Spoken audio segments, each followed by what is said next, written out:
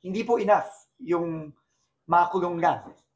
Kailangan po yung ninakaw na pera ginamit para pambili ng mga sports car, pangsugal sa casino, pambili ng mga mamahaling bahay, kailangan yon maibalik.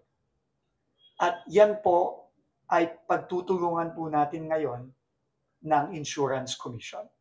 Dahil po napaka-importante po talaga na lahat ng paraan para maibalik ang pera ng mga kababayan natin, dapat po gawin natin.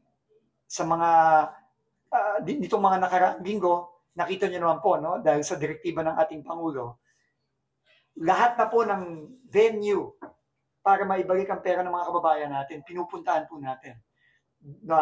Doon po sa Philippine Competition Commission, no?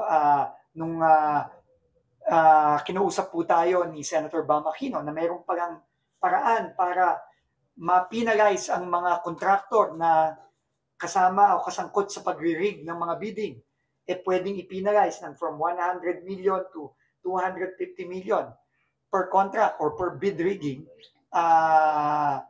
violation, pwede nating kasuhan yan. Ginawa po natin yan.